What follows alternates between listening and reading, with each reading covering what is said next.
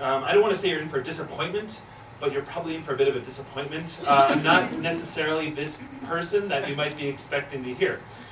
So, I don't want to tell you to leave now because you should support the Asia Society and you may have already paid, but I do want to say that just keep an open mind as I go through this.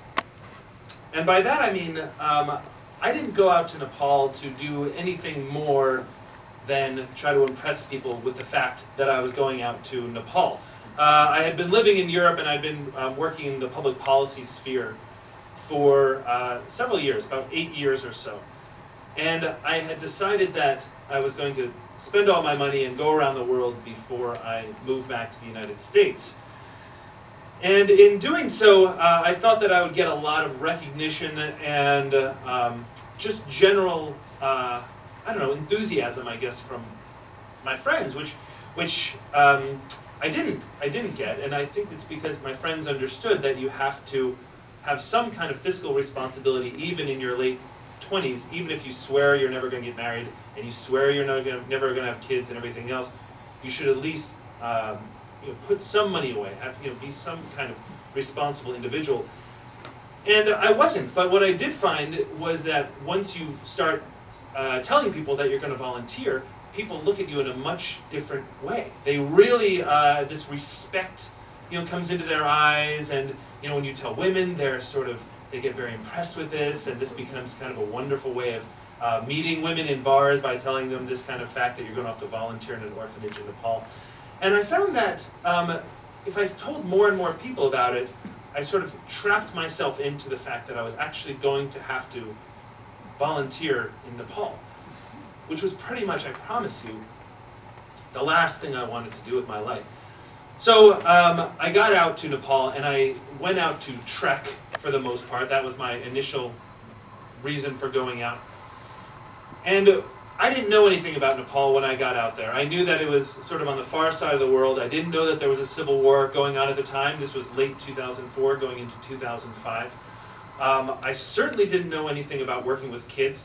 I went into this children's home and I kind of walked down this path here into this blue gate and walked inside, and next thing I know I'm just covered in kids.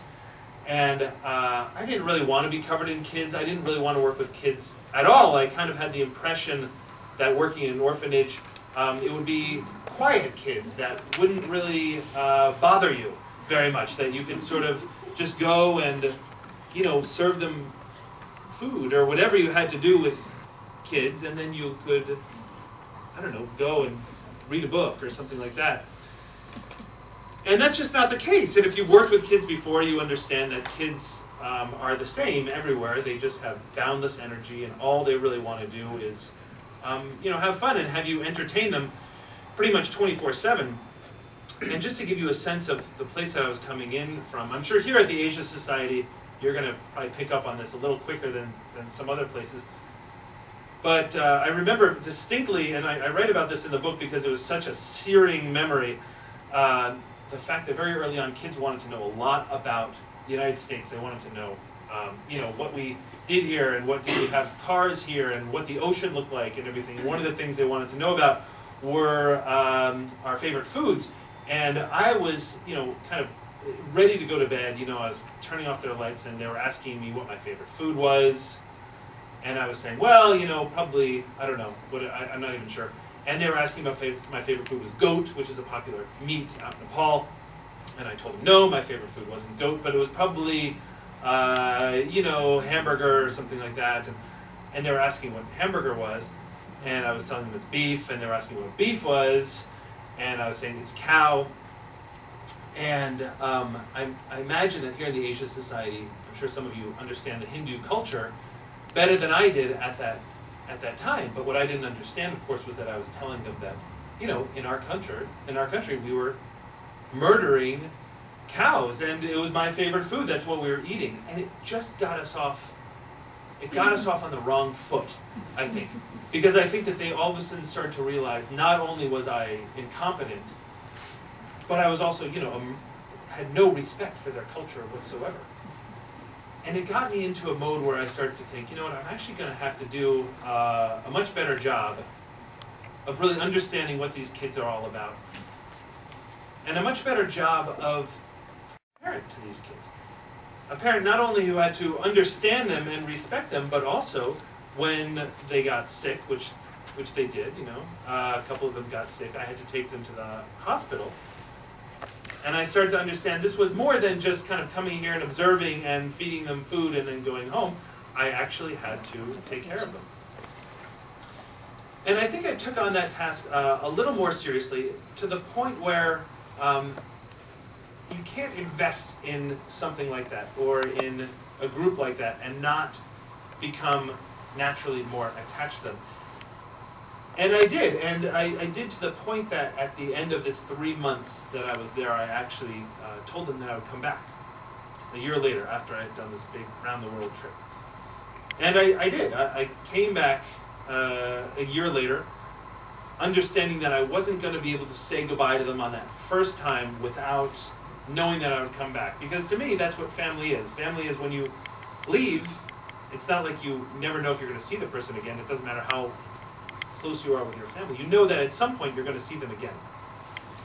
And that's what I wanted these kids to feel. I wanted them to feel that I was going to see them again.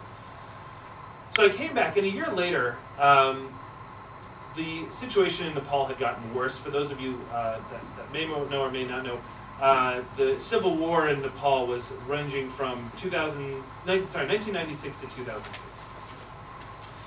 And when I came back, it was early 2006. And in that time, the war had really gotten, I would say, worse. The king, about a year later, had declared martial law in Nepal. And I think it speaks to the fatigue that the Nepalese were feeling that they actually really supported this move of martial law. You don't often hear of a citizenry supporting a kind of a dictator declaring more powers, seizing more powers, but they did. Under the idea that that's all he needed to crush the rebellion once and for all. I mean, keep in mind the Maoists had taken over the entire country. They were constantly calling strikes, which meant that schools were constantly shut down, and businesses were constantly shut down, and nobody could go on the roads. Taxis that tried to ply the road would literally get the drivers would get pulled out and beaten.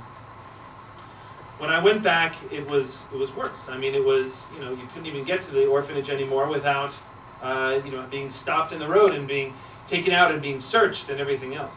It was a horrible situation to be in, but still the kids were resilient, and they were kind of, they were surviving. And in that context, one day, this mother came to the gate, and she said, this blue gate in the back, and we're like, who could she possibly be the mother of? And she's like, no, I'm the mother of 2 of the kids in here. And we were immediately thinking, well, surely that's not possible. These kids are orphans. They've told us they're orphans. We've known them for over a year. They would have mentioned something like, as significant as having a family. But they didn't, and we realized, when we saw her that, clearly she shared the same facial features as these kids. And this is the story she told us. And this came totally out of the blue for us. What she told us was that in these very remote regions of Nepal, the Maoist rebels had begun to take over almost 10 years earlier. And the way they had taken over was to come in and say, look, you're living here and you're just barely surviving. You're basically counting on it to rain in order for to feed your children. And meanwhile, centered in Kathmandu is a royal family, and this royal family has something to the tune of 127 residences. They have wealth beyond what you could possibly imagine. And what we want to do is institute this ideology whereby we start with wealth redistribution. And I'm not a communist, but if you're ever going to be a communist, that's probably the time to be a communist. I mean, when people are saying that you have nothing and all this wealth is centered in one place, this starts to sound like an attractive ideology. So people decided to take up this cause with the Maoists. And one by one, people started to join the army. And the army grew more powerful, I think, more quickly than they imagined, and they started to take over more and more villages. This became a real movement throughout Nepal, especially in a place where no soldiers ever go to because there's no roads really leading in or out of these places. There's no police forces. There's nothing like that. And so what happens? Well, they take as many men and women into the army as they can, and then when they run out of men and women, they turn, as we see so often, to the children. Now, there's no ideology on earth, I think, that will make a parent willingly give their child to a rebel army, knowing that they're probably going to be killed. And so what the Maoists did was they just sort of, they kind of backed off, and they let the parents send all their kids to the school. All the kids went to one school, of course, in these mountain areas. Kids would walk from hours and hours away just to get to school every day. And they waited until all the kids had gotten to school, and then the rebels would go into the school and they would just murder the teachers, and they would take, maybe 80 kids at a time. And that's how they started to build their army. And then they instituted a policy whereby every family would have to give up one child to the rebel army. So obviously parents were desperate for this not to happen. They were desperate to save their children. But they didn't have a lot of recourse until one day this guy came through the village. And this was a guy that people knew because they knew his brother. His brother was a high-ranking politician in this far western region of Nepal. And what he said was, I have a solution for your children. What I can do is I can take your child to the Kathmandu Valley, where your child will get an education, and where your child will be safe from the Maoist rebels, and where your child will be fed and well provided for. And parents were over the moon with this, but of course you can imagine what it would cost to support a child for 10 years, and so they had to essentially give up everything. They had to sell their land, they had to sell their home, and they would sell all this in order to save this one child. And this man said, okay, now here's a phone number, take this phone number, and when 2 or 3 months go by, give us a call, and you can speak to your child and see how everything's going. So parents did that. They took the phone number, they sent their child off saying, it's okay, these are young kids, these are like 6, 7-year-old kids. And they said, it's okay, go with this man, I know it's scary, but he's going to take care of you, and this is what I want for you. This man would take the children, and a few months would go by, and the father would walk 4 days to get to a phone or something like that. And they would get there, and they would start calling, and soon realize that there was nobody on the other end of this line, and that they had been duped. That their father, that the child of this father had not only been taken, but this other guy had also stolen essentially their life savings. So for a lot of parents, that remains today pretty much the end of the story. They never see their children ever again. And they have moved in, meanwhile, with their neighbors or gone into debt for the rest of their lives. So what's happening on the other side? Well, this guy now has, let's say he's taken 20 children. He now essentially has a stable of children to do what he wants with. And there's a lot of things you can do with children in Kathmandu. First of all, he's already made a tremendous amount of money on all these kids. But he's also sending them out now to beg, if they go to one of the touristy areas and they come across a nice American and they say, do you want to see my orphanage? And of course you go because you've already spent $2,000 to hike the Annapurna circuit, and you go out there and you go and you want to help, and so you give a donation to this child, this destitute orphanage. That's a tremendous amount of money for this child trafficker. He could sell these children. That was a real common way of getting rid of the kids, and opening his home so he could get more kids, selling them to hotels, to wealthy families, anywhere really that would take the kids. We also saw something more insidious in terms of international adoption, forging death certificates for families, putting them up for international adoption. They could make about $5,000 on that when the average salary was about $250. This is the story we learned. Now, there wasn't much we could do about it because in Nepal at that time, if you tried to go outside the Kathmandu Valley, off the beaten track of the tourist regions, you would get kidnapped by Maoists. It happened to one of my colleagues. It was a fairly common occurrence because Maoists could make money that way.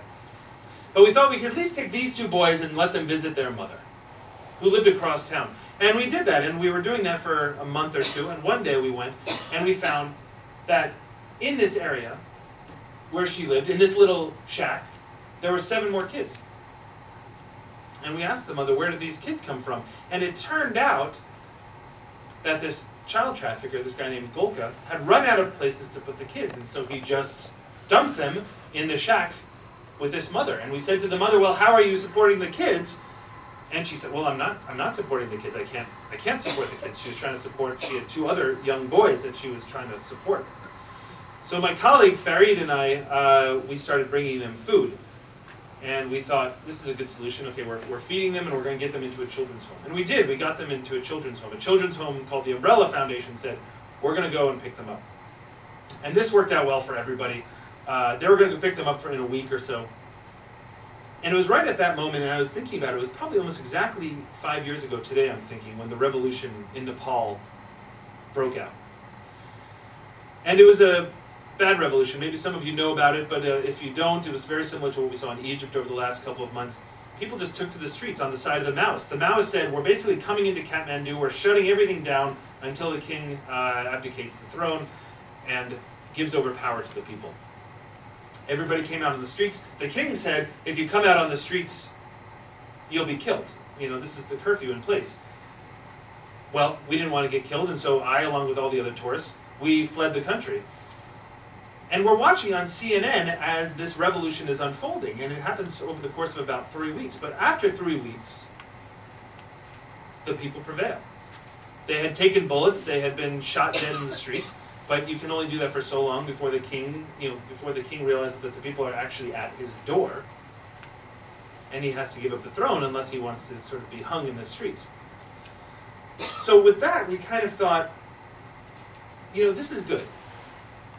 Nepal is now free, it's a democracy, and I actually felt like I'd done more than just volunteer. I'd gone in with sort of the worst intentions, and actually came out really doing something, I think, really worthwhile, saving these 7 kids who had no business being saved. I mean, nobody knew about them. Nobody knew that they were there. They were completely off the radar, and if we hadn't found them, they would have remained unfound. And that was the moment when I'm at home, ready to reintegrate into my life here in New York and excited to do it around my family for the first time in 10 years, that I got this email. And the email was from the people from Umbrella Foundation. And the Umbrella Foundation wrote to say, listen, we went, as soon as we could, we went the first moment to that shack. And we got there and we found that the kids were gone. Are you sure they were there? And I was like, yes, I'm sure they were there. And we started to piece it together with the mother, and we found that these 7 kids had been taken by the child trafficker. What he was worried about was the fact that in post-war Nepal, this may become a criminal case. Somebody might find out that he was starving these children because he was starving them. Somebody might find out and actually throw him in jail. So what did he do? Well, he took them and he sold them. And so now I'm back in New York, and I start calling around to everybody I know in Nepal saying, hey, listen, there's these 7 children. They've probably been split up. Can somebody go try to find them? And everybody said, well, how would you possibly even want us to go about finding them? This is a packed city. It's 1 million people in Kathmandu. There's no road signs. There's nothing. There's no way to find 7 missing children in a city like this, especially when you consider that there's thousands of children in this position and probably 100,000 displaced from the conflict. That's when I started to realize that this was my fault. That this was all my fault. That I had told these 7 kids right here, I said, don't worry, everything's going to be okay. Somebody's coming for you, and when that person comes, it's going to be okay. You can go with it. Thinking, of course, it was going to be Umbrella Foundation, but it wasn't. It was a child trafficker. And these kids got their stuff and they went with this man.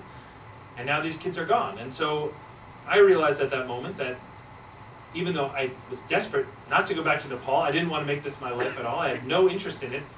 But if I didn't go find those kids, nobody was going to find those kids. Nobody was going to find them. So I had that on my conscience. So I started a small organization called Next Generation Nepal. And just in my bedroom, really, and asked my family and close friends to give as much money as they could just to get me back to Nepal so I could start looking.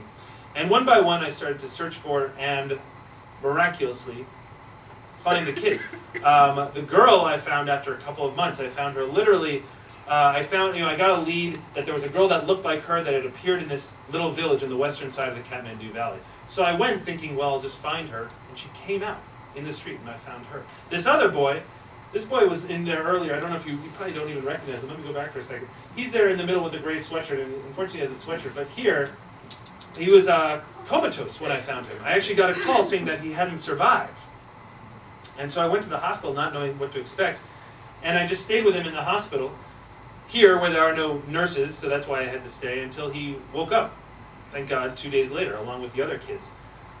This is what we were doing. We were looking for these kids. And again, one by one, we started to find them, and we started to bring them into the children's home that we had opened. But I realized that we were also going to have to do something more than that. We were going to have to actually not just find these kids, this was the last boy we found, but we were going to have to try to get them home. And so I went to talk to UNICEF. I'll never forget this conversation. I sat down with them and I said, look, I'm sure that I know what has to be done. I'm sure that what has to be done is finding the families of all these 7 kids. And they said, yes, absolutely. So how are you going to go about doing that? And, I was like, right, that's why I'm sitting here talking to you, Mr. UNICEF, or whatever his name was. And I was thinking, surely this guy will have a plan, how we're going to find these families. But he's like, we don't have any program like that.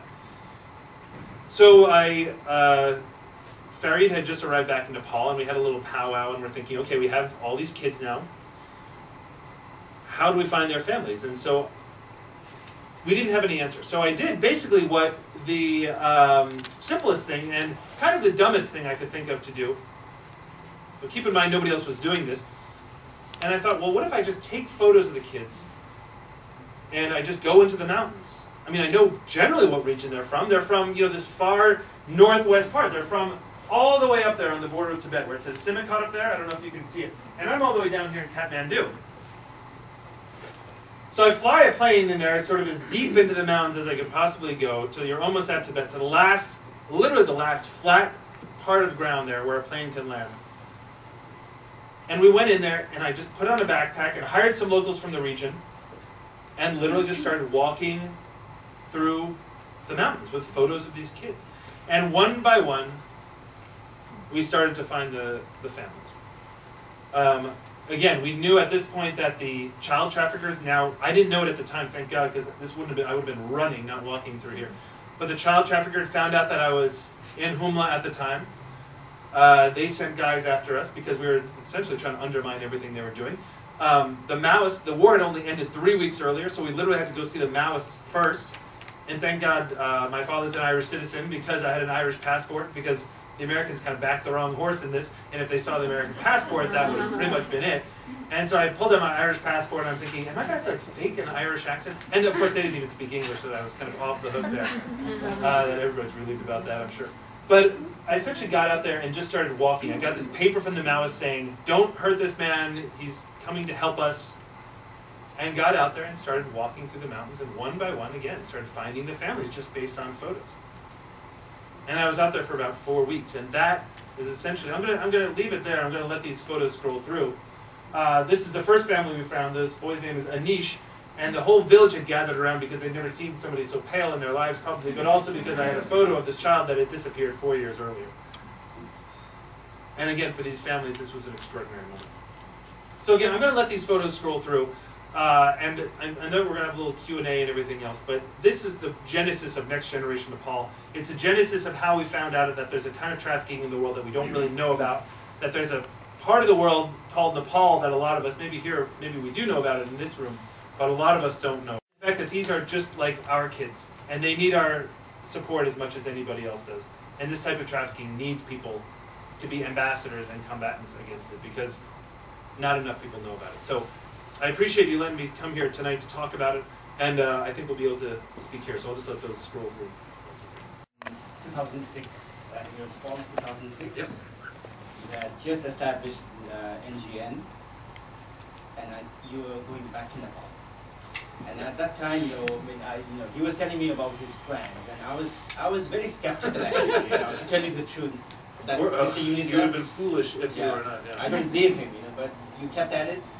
And I'm very grateful that you kept at it, and it changed your life, and it changed many lives of all these kids who were taught to be orphans, but of course we found out they were not. Yeah. And just now, my first question was going to be the transformation. Conor Grennan, he went there to impress people. It was not for some altruistic reason, but then now I understood, why, what transformed you, why you kept at it, why you wanted to start NGN. So that was going to be my first question, Conor, but you already answered that. Yeah, and let me say before you get into it also that Sanjeev was the first person that knew anything about Nepal that I went to speak to in New York. And I'm telling him this plan to go into the mountains and to find the kids and everything, and I'm watching, I'm like, this guy is the first guy that knows I'm totally full of it. He knows, because he knows Nepal. And it was actually, but he was incredibly gracious, and it's great to have kind of kept in touch. But now that conflict is over, do you still see this trend of kids getting trafficked to Kathmandu? Yeah. Is it still happening? Yeah, we do. This is the big question, right? Why would this trafficking continue? I foolishly thought that as soon as I got down there and started to talking with families and telling them that I was going to blow the lid off this whole trafficking ring, nobody would ever traffic their kids ever again. Didn't work like that because I'm only down there. This is the first time they've ever seen me. And then I leave, and they have a whole network of people there being like, who are you going to believe? This guy who's just come in, who doesn't know anything about your country, telling you how to live your life, or are you going to believe us? So that was the first hurdle. The second hurdle was once the war ended, we thought that this would put an end to it. And it kept on happening, and not to the same degree because there wasn't the same level of desperation, but it did keep happening. And we realized that there is just such desperation in that part of the world.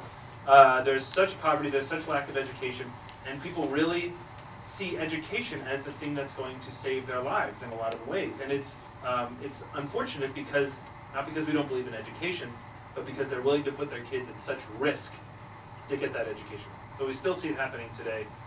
Luckily, there's some organizations like Terre des Hommes, UNICEF, have started to put up more awareness-raising signs, both in pictures, in Nepalese and in English, at the landing strips in Humla, everywhere else, saying, if you send your child away with a broker, they call it, you're very likely to not see your children again. So just, understand that. But do you see this happening in other districts like Rompa or Jajapur? Yeah, we do. We see it happening elsewhere besides Humla, although we do find that, in a way, the more remote they are, the more sense of urgency they feel.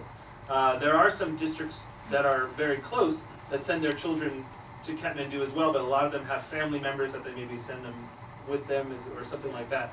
But we do see it happening all throughout Nepal.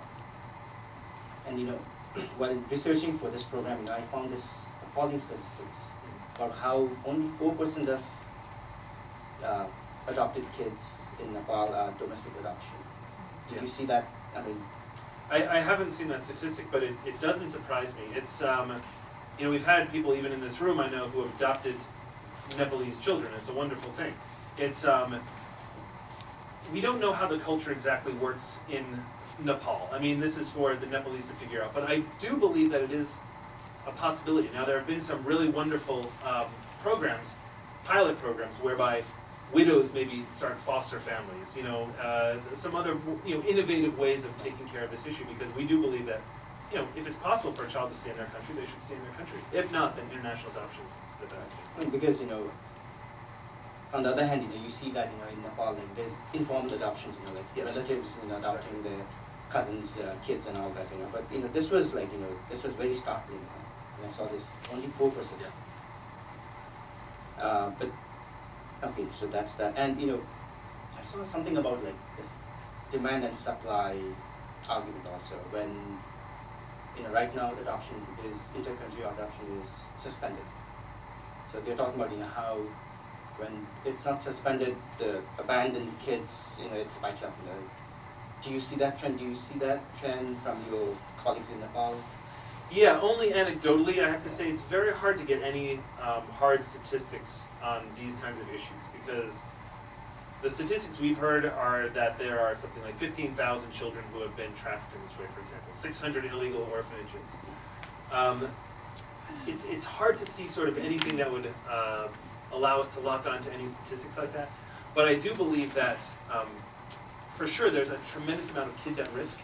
And whether or not we can kind of count them or not, there's sort of far more than we could ever deal with. So it's hard to say. I wouldn't be able to sort of put a figure on it, but anecdotally, that is certainly what we see. And you touched on the profit motive of orphanages adoption. Yeah. Can you speak a little more about that? Because I found some figure like 10,000. People are willing to pay 10,000, 20,000 for intercountry adoption. Yeah. How do you? I mean, and there are so many orphanages. Right now, if you Google orphanages in Nepal, you literally see pages and pages of organizations that willing to take volunteers for in this kind of orphanages. Yeah. I do think that, and you're right, I think it does come back to the supply and demand issue. I think that, well, for example, I opened a children's home there, and one of the first calls I got was from an adoption agency. And they said, listen, do you have any true orphans in your home? I know that you're taking care of a lot of kids with families. And we said, yeah, actually in our home there are two. There are two children. And they said, well, would you want to put them up for adoption? Probably not, just because they're being taken care of here, and I think we can have better solutions for them in Nepal.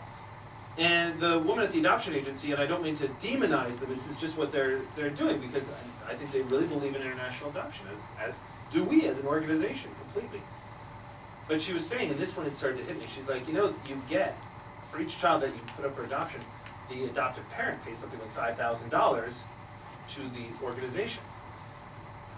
And in theory, this is a great plan. I mean, it's, you know, it's hard to raise money for orphans, and it's hard to raise money for kids in Nepal. So $5,000 goes a really, really long way. So some kids get, you know, taken, you know, to safety in the U.S., and the other kids are taken care of by this $5,000. And I said, no, that, you know, thank you, we're not interested in that. But what we soon saw was that it's so easy to start an organization, so easy to start a children's home. All you have to do essentially is, I mean, the paperwork takes no time at all, and you start a children's home. And you go to this region and you go to the families and you say, why don't I take your child, etc. Exactly as I was talking about. All of a sudden you have 20 kids. And the easiest thing in the world is to forward death certificates for parents. And then when the adoption agency comes calling, or more likely, because they don't come seek out organizations like that, you go to them and you say, hey, listen, we have these 4-year-old, 3-year-old children, their parents died from disease or something else. And those kids get put up for adoption. The next thing you know, they're in the States. And one day, you know, the parents come looking for them. And we're at the other end of that. And well, the only thing we get from the parents is, you know, they say, oh, well, we've heard that our child is studying abroad. Of course they're not. They've been taken. They've been taken and adopted, and they're now out of the country. So we are huge fans of adoption. We think that it's a critical part of sort of... You mean inter-country adoption? Inter-country adoption. Because it's a huge part of the social, you know, interglobal social network. I mean, this is how, I mean, all these babies who are just rejected in their own country, they can have loving homes in this country. However, I think that they did the right thing in Nepal by shutting down adoption. There was just too much corruption. There was no, you know, I don't know, policy in place. There was no enforcement in place to stop people from doing this very thing, putting kids up for adoption. And when you talk about $5,000 in a country where today, I think it's $400 a year, something like that, that is the average salary, it's a tremendous, tremendous amount of money. You can bribe a lot of people all the way up the line with that kind of money. So that's the problems that we saw. And so we do believe in inter-country adoption. We also believe that it should have been shut down in Nepal until regulations can sort of be more solid. So, do you see that the government is reforming with, you know, all the regulations? I believe, right? The government tried to, they did reform some of the regulations with adoption, inter-country adoption. Yeah. But yet, you know, the U.S. is still, you know, they're still suspended, and you know, a lot of European countries also follow the U.S.'s suit. Yeah. And it's still, you know, suspended. It's yeah. been suspended. And I think that's the right decision too. I mean, it's, you know, I did a lot of work in the Balkans before I went out to Nepal in the late 90s. And what I saw there was that the countries that were, they were all kind of geared towards the European Union. They all wanted to get into the European Union. But the more advanced countries would say, well, we're not really ready for that law yet. And the less advanced countries, like Albania or something like that, would say, yes, we'll just sign this just to kind of get the process rolling. And that's when you see corruption happening. Because if all they're doing is not thinking at all about what their country needs and what's feasible in their country, but rather just signing something into law, there's absolutely no backup with rule of law. I mean, law and rule of law are two completely different things. Enforcement is completely different from putting something down on paper. So we haven't seen any evidence that people are trying to enforce this. And we don't know how to do it. I'm not blaming the government or anything else. I'm just saying that there's enough corruption already rooted in the system that's going to take more than just sort of switching their laws around. So, but there are like, what, 80-some families, American families, who are in the pipeline? Yeah, that's the big tragedy. Right? I mean, you know, the big tragedy here is that there were 80 families that have already been matched up with children. I mean, they have been visiting the children. They know their children. This is, in their mind, this is their child, understandably. And they're the ones that are sort of caught in the middle of this. All they want to do is help this child. And so I don't know what's going on in Nepal right now. I would not be surprised. Well, I shouldn't say this on record. I know this is being videotaped. But I believe that there is probably some turning the other cheek, thinking, you know what, reasonably, we're never going to find the family of this 8-year-old child. There's no way. They have a home in America. just let's kind of let their paperwork go. I'm not endorsing that in any way. I'm just saying this is people feel as if they've had their child taken away from them, and they've been caught just at the wrong time. And they know that otherwise their child that they love and are ready to take are going back into a Balmandir or one of these terrible government orphanages. And that's a very, very hard thing for an adoptive parent to understand why that's the right decision. Let's go back to the kids. Yeah. Can you tell us something more about Jagmeet? Because reading the book, this boy seems to stand out from the rest. Yeah, he was a character. I mean, I didn't intend to write this book, but I was approached to do it, and once I did, there were a few children that really popped out on the page. If you've had a chance to see it, read the book, you may remember a character named Jagmeet, who was about 14 years old when I knew him, and he was just sort of a smart aleck, but really, really bright. Wonderful kid, just very caretakery, but we became friends. And one of the reasons that I was very close to him is that we understood that he was one of the true orphans. And so when I went into Humla, I found that I was going to try to find somebody for Jagmeet. I was going to try to find some kind of relative in some way that I could attach him to, because it's a very hard thing for a child to not have anybody. And I got there, and we started asking around, and this guy comes up, and I was like, "Who's this?" And they're like, "That's his father." And unbelievably, we found that his whole family was alive, and he was this is the first time I understood that death certificates were being forged. And so I literally have a photo, I'm not sure if it's in the book or not, but of a guy holding his own death certificate. That's Jagmeet's father. But this boy was amazing because he had been in Kathmandu for so long. He'd been there since he was 5 years old. All he remembered about Humla were that the apples were delicious there. He didn't really remember anything else about it. And the funny thing that's not in the book that happened after the book was that we finally got Jagmeet home. He finally went back to his village. And he had been in Kathmandu for so long, he kind of, I think, thought that all of Nepal was sort of like Kathmandu. So he went wearing like his hat on sideways and his baggy pants, and he shows up in this, it's like the other side of the moon, like this is a place where there are no roads. And he's like, "So, where's my family?" And I wasn't with him, but Barry was like, "We gotta walk like 9 days to get to your family." And he's wearing these like high tops, and he's like, "Wow, 9 days." And so he walks 9 days, he's just complaining the whole time, when he gets there. The first photos we have of the family, he's just like, "Whoa," and just there's no light, there's no electricity, and he's like, "Wow, not what I remembered as a 5-year-old. And but the amazing thing, the power of this to me is that after, 2 days or something like that, he was like a village kid again. He was wearing the village clothes. He was out there farming with his dad and everything, and he stayed a month or a month and a half or something like that with his family. And he reintegrated. He learned the language of his parents. That's a very strange thing as well, is that they don't speak the same dialect when they first go back. They've forgotten it.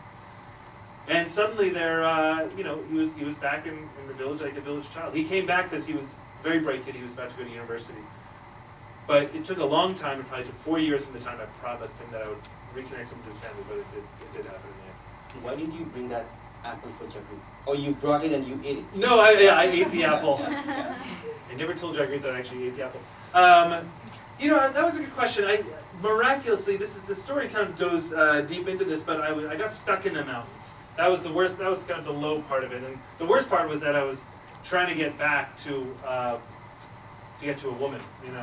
That comes towards the end of the book. Yeah, that comes towards the end of the book. As I went out there to meet girls, and everyone's like, "Oh, ha ha ha!" I'm like, "I met the girl," so kind of in your face. And I was trying to get back because she was only going to be there for 2 days, and I was in a hurry and I did some foolish things, and I got trapped in the middle of the night. And I met a guy miraculously, and he had like a backpack full of apples. And it was the first apples I'd seen in Humla. I'd started to think Jagmeet had made all this up about the apples. And he was like, "Do you want to try one?" I'm like, "Absolutely." So I tried one, and sure enough, they were like delicious apples. And he's like, "Do you want to bring one back to the boy?" I told him all about Jagmeet, and I was thinking, this kid, first of all, is back in Kathmandu thinking that he has no family. The only thing he remembers, he doesn't remember his family at all. He remembers the apples of Humla. That's the only thing. And think about what your memories are as a 4-year-old, right? It doesn't surprise me in a way. And I thought he was the only boy that I told I was going to Humla. I hadn't told anybody else. And he had started to tell everybody about these mythical apples in Humla, and how phenomenal, and just one bite, the best food you've ever tasted and everything. And I thought, if I brought this back, people are going to want to try it. And it's going to dash this whole myth of homeland. I mean, all of a sudden the kids will try and they'll be like, "What? It's not that big a deal." And that was all that he had. And so I didn't bring it back because I made the decision. I think it was the right one in retrospect. Volunteer. So where I went wasn't actually run by a child trafficker. But yeah, to answer your first question, people ask a lot. The main trafficker in the book is named Golka, and they say, "What happened with Golka?" I mean, is he in jail or what's the story? And he's actually the head of a political party now in Homeland.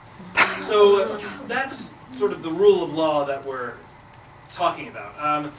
There have been cases we were just talking about earlier. Next Generation Nepal, just in the last couple of weeks, together with a couple of other organizations, actually rescued 20 children from one of these really destitute places, and they did make an arrest, as far as I understand, of the person, but it's very, very hard to make those laws stick.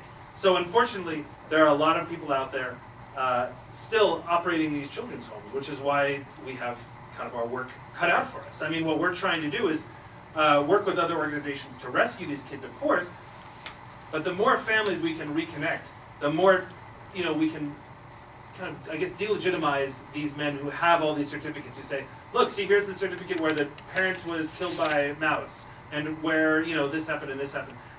Don't get me wrong, a lot of people were killed by Maoists. It was probably 13,000 people. But Nepal is a country of about 27 million people.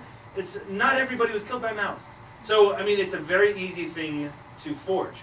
And so what we try to do in Next Generation Nepal is actually not just relink children with their families, which we think is intrinsically good for a lot of reasons. Otherwise, kids grow up and they turn to crime, they turn to prostitution. There's a lot of bad things that happen when they're not reconnected with their families. But also to try to prove that these kids have families, so they can't get adopted illegally. I mean, it's amazing how many kids we get out there. Almost every kid that is supposedly an orphan, we get out there, and we come back, or our team comes back, with a photo of the mother holding that death certificate. This is how common it is. Next Generation Nepal started with me going out and finding 24 families over the course of 4 weeks in the mountains. And we've now found something like 400 families. And that's 400 kids that can't be adopted, 400 kids that finally have a future there. But it's slow work. There's no shortcut. That's the problem. There's no technology that will reduce this amount of time. It takes our guys, local Nepalese folks, getting out there into the mountains, putting on backpacks, going out for 3 weeks and not coming back until they find the 44 kids, families that are on that list. And that's our commitment to Nepal. Where we're really starting to raise awareness for what happens next. So for me, I guess I'm an author in that I wrote a book, I suppose, and I love to write. I like the word activist, actually. Yeah, I'm an activist. It kind of sounds really manly, I think, too. I think that my role, because it can't be any other way, is to raise as much awareness for this as possible. I do get that question sometimes, like, so now that you've done this, what's next? There are still, by our count, something like 14,000 kids out there that have already been trafficked, that are starving to death in Nepal right now. It's not something I like to over-dramatize or anything, but the fact is that we just rescued these 20 kids 2 weeks ago. If we'd rescued them 6 months earlier, there would have been 22 of them. 2 of the little girls died. That's what happens in Nepal when you don't get to kids quickly enough. So that's why we're working in Next Generation Nepal, to get to them as fast as possible. So do you remember the boy when I was kind of walking out of the room with, and then he was sitting by himself eating? That was the 7th. So we found 6 of them in succession over the course of 2 or 3 months, and the last one took another 6 months to find. So yeah, thanks for asking. He was found. His name was Vishnu Buddha. So yeah, so to take some of your questions. So first of all, how I found this organization. I just looked online for the most reputable organization I could find. I wish I had just gone to Nepal and found something, maybe in retrospect, because volunteering can be very expensive. But there are good organizations, and if anybody is interested in that kind of thing, feel free to email us through our website. We can point you in that direction. I think your third question was about the politics and the other organizations. Absolutely. I mean, we are working, I think, really against the government in a lot of different ways here, because we don't get support, and in a lot of ways we get corrupt officers working against us. We see Next Generation Nepal very much as a piece of a much wider puzzle. when people say, oh, well, why are you not focusing on sexual trafficking and other things, or why are you not focusing more on child labor? We say sort of what you say. Mighty Nepal, we think, is doing a wonderful job in this. I mean, there are some issues where we think, well, they could be doing this instead of this, but that's nitpicking within Nepal. We all nitpick with each other. You know, we all think, oh, well, you could be doing this a little better, and we get that all the time as well. So we don't see other organizations really focus on this issue, on the issue of children who are being trafficked for the purpose of institutionalization, and then kind of going out either to beg, getting put up for international adoption, or being sold. And so we want to make sure that the focus remains on that because we feel like they were the only one. However, we are part of multi-organization, sort of super organizations in Nepal, and we all get together and we talk about exactly those issues. So I appreciate that question. The second question I think is a great one, which is, if there's not a lot of infrastructure in these villages, you know, is it the right thing to send kids back there? I mean, are they in more danger going back? Something we wrestle with constantly, we wrestled with very severely for the first 2 years of the life of this organization. And what we found was that in a place like Nepal, as you know very well, we're not dealing with what's the perfect solution for the kids. You know, we're dealing with, and it's sad to say, what's the lesser of two evils here? And we started to see that our idea of putting kids in children's homes in Kathmandu, rescuing them, and not sending them back because the level of education was much worse, they might be in some danger out there, et cetera, et cetera. Actually, it didn't go according to plan. And it didn't go according to plan because we thought, as we see other organizations who are doing this, taking in kids, you kind of think you're going to give them an education at age 16 or 18, whatever you call it, after they graduate, equivalent to high school. The kids are going to graduate out and they go into Kathmandu and they're educated, and so they find work and they send money home. They do this, and it hasn't happened. Not with a single child that I've seen, it hasn't happened. What you see instead is children graduating and then having no place to go and have no jobs, and so the organization, the orphanage, continues to support them. And continues. There are kids who are now in their early 20s who are still need support from these organizations because they have nowhere else to go. And meanwhile, these other kids are getting older and older. We're all wrestling with that issue. So what does happen? Well, the kids who turn 18, we've seen this. First of all, we've seen girls who actually turn to things like prostitution. They have no other recourse. What do you do when you age out of an orphanage? You have an education, but you haven't been married. What's the percentage of people that get married, have arranged marriages in Nepal? It must be over 90%, I assume. Maybe less. Maybe less now? And so in the rural regions where they're from, it's very, very high, for sure. In Kathmandu, you're right, it's much lower in Kathmandu. But if you're not part of an arranged marriage, then you're not part of a family, you're not part of a system, and girls left alone are extremely vulnerable, as he was alluding to. What happens with the boys? Well, the boys, if they're not there to actually inherit the land of their father, they're left with nothing. And the Industrial Revolution is not right around the corner in Nepal. I mean, farming is a way of life in Nepal. Completely legitimate way of life also. The asset, the land that they have is the only asset they have. If they don't have that, then what we've actually literally seen is kids turning to crime. What we've literally seen are boys actually opening up their own children's homes and becoming child traffickers because they have nothing else to turn to. And these are kids that we still know and we still talk to, and they don't think they're doing anything wrong. So that's why we think kids have to go home as early as possible, because we know that at least they'll... This is a moment where he is in Humla meeting with parents of the kids. We have not seen their pictures, we don't know their whereabouts, whether they are living or dead. But there's a segment where it vividly, very brilliantly explains the emotions that they were going through when he showed them there.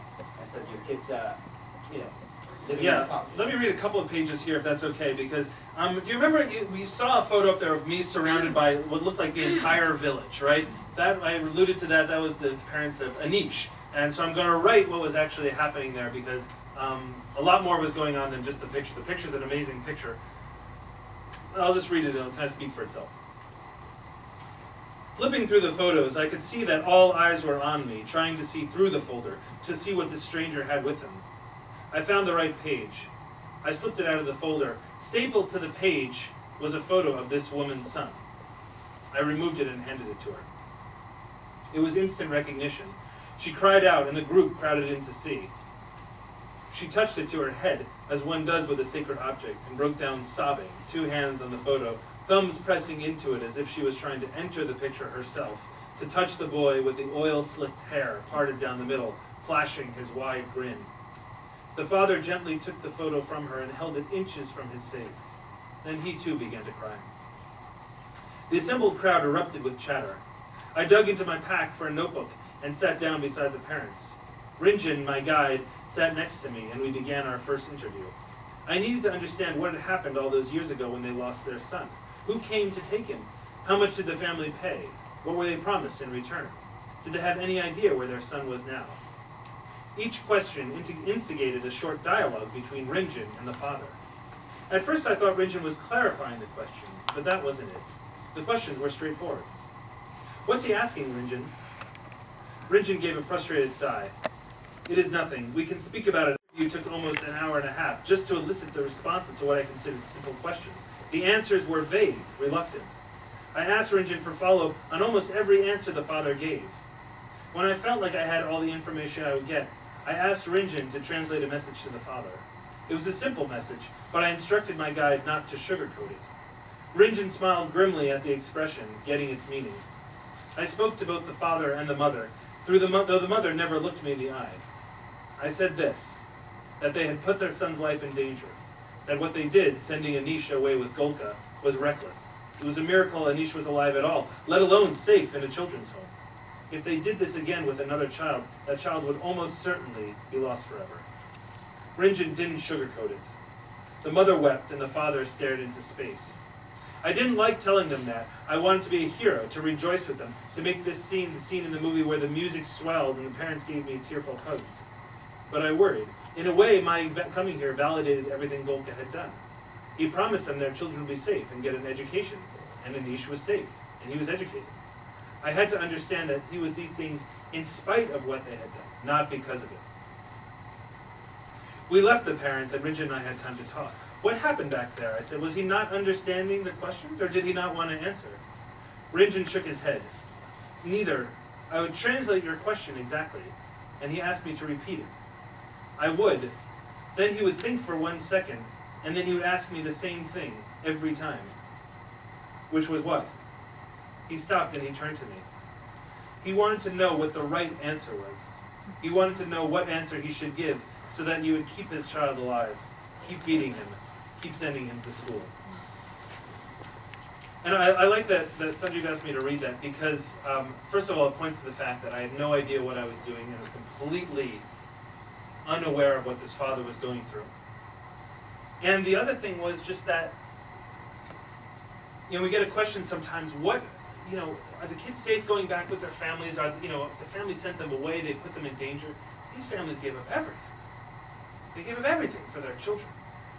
And when we come back, and they've given their child up for dead, and they don't know who I am, and I'm asking him all these hard questions like, okay, so what did you do? How did you do it? And he must have felt like he was on trial.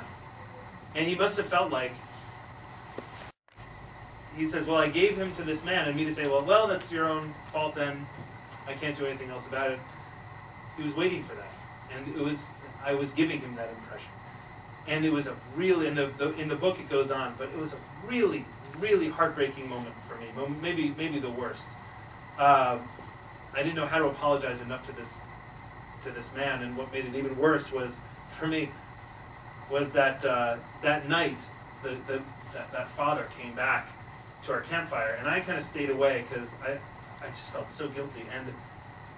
And the father, who I knew didn't speak a word of English, of course, didn't go to the campfire to see the guide. He went straight to me, and I'm standing pretty far away, and I'm like, I didn't know what to expect. And he came and he gave me this small bag of walnuts with honey, which was the only thing he had. He didn't have any. So this is what he gave me, and that was his gift for rescuing his child. And imagine if you find somebody rescuing your child, and the only thing you can pay them back with is this. And so it was a heartbreaking moment. And but I realized, wow, I actually have to get on the ball. There's a lot of moments that go throughout the book where I'm like, okay, I just screwed up again. I just screwed up again. And that was the moment where I realized I just screwed up again. But you keep on going and you get better at it. So that was me getting better. Truly an inspiring story. So I urge you to purchase the book.